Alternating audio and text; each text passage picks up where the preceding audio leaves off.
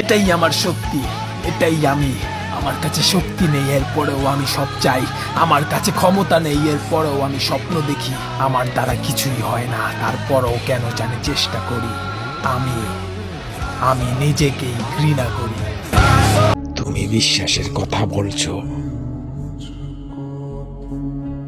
যা কিছু আমার সাথে হয়েছে, আমার মনে হয়েছে আমার ভিতর থেকে ওই জিনিস শেষ হয়ে গেছে।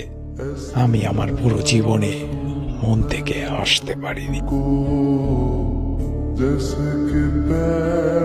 আমি জানতাম না বন্ধু কাকে বলে। আমি ভাবতাম শুধু নিজেকে বাঁচালে জীবন, কিন্তু নারুতো আমাকে দেখিয়েছে আসল শক্তি হলো নিজের জন্য নয়, অন্যের জন্য লড়া।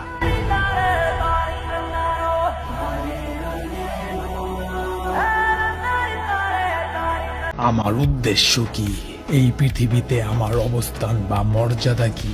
আমি কোথায় যাব এবং কি করব যাতে আমি শান্তি খুঁজে পাই? আমি একটাই সত্যি জানতে পেরেছি, আমি একটি মিথ্যে ভরা পৃথিবীতে আটকে আছি।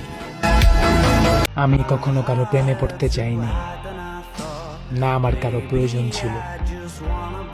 সত্যি আমার কিছুই প্রয়োজন ছিল না। আর তখন আমার জীবনে তুমি এলে।